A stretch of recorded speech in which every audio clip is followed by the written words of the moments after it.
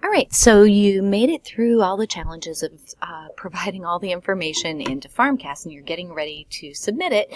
What kinds of steps do you need to do next? So we'll talk a little bit about that today and what that process entails. So in PharmCAS, you'll be able to submit your application once everything is complete. You'll be able to find out the deadlines of your programs and find out this check mark will be complete once all of the supplemental materials and everything have been uploaded in PharmCAS. You can check your status over here as well. So let's talk a little bit about that process. So before you submit your application, before you hit that submit button, a couple of things to keep in mind.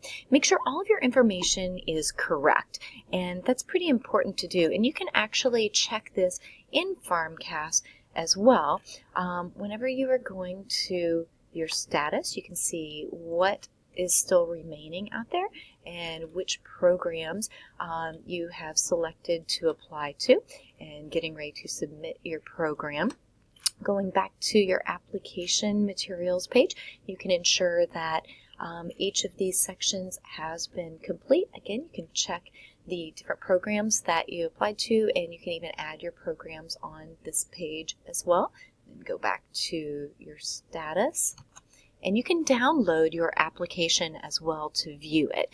And that might be helpful as well in certain circumstances, just to make sure everything looks good and you've proofread everything. Now remember, there's only certain sections that can be updated once you submit your application. You can update your contact information. Make sure to keep that up to date, especially if you change phone numbers or move or change email address. You can also upload new test scores that you have. You can also add to experiences or achievements as you obtain those after you've submitted your PharmCAS. Your evaluators who are listed as either new or in progress status, in other words, they have not submitted their evaluation yet, you can actually add evaluations to that. So for example, these two evaluators that are selected on here, you will need to have at least 2 of those uploaded and complete before your application is considered complete. You also need to have your transcripts received and completed before everything is complete as well. But this is where you'll be able to view the status of your evaluators. And if they have not completed their evaluation yet, remember you can remove them. You can add different individuals to your evaluations. You may submit your PharmCAS before your transcripts and evaluations are received. And this is pretty important as well because you want to get that process started even while you're waiting for your transcripts to be received from your institution or verified and before those evaluations are received. And definitely make sure to submit your PharmCAS well in advance of any due dates. When you're finally ready to submit, you can click on your Submit Application button and you will submit your payment, and you will receive an email that will state that you have submitted your application. You will also be able to see your status changed from in progress to either received awaiting materials or materials received complete verifying. So received awaiting materials means that they might be waiting for a couple of different things.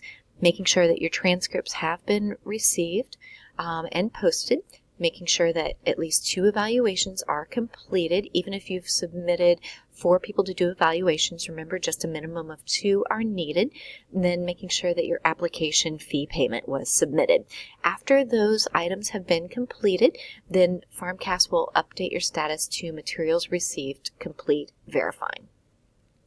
So the next steps, make sure to always review your PharmCAS for any information, any status alerts that you might receive, and monitor your status. Now remember, in PharmCAS, under this check status icon, you'll be able to view the status where all of these are, and you may receive messages from different programs as well. So it's important, again, to go to your application and view your notifications for any information that programs may need. Remember not to forget to submit supplemental application materials and fees. And then finally, don't forget to complete your fall academic update. This will open between December 15th and February 15th. And again, the purpose of this is for you to submit transcripts for classes that you had completed either during that summer semester or the fall semester so that your grades can be updated and your GPA can be updated in PharmCAS. So as soon as you get those fall classes complete, make sure to have your transcripts sent directly to PharmCAS as soon as they're available. And then hopefully, if all goes well, you will receive an invitation to interview from programs. If this does happen, make sure that you reply promptly, answer any questions you have, and prepare for that interview process.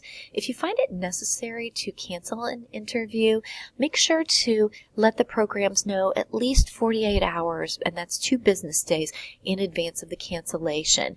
Due to the professional nature of this, it's important to let them know well in advance if it's necessary for you to cancel. So hopefully that's been helpful information for you so that you can know exactly how to proceed with your PharmCAS application.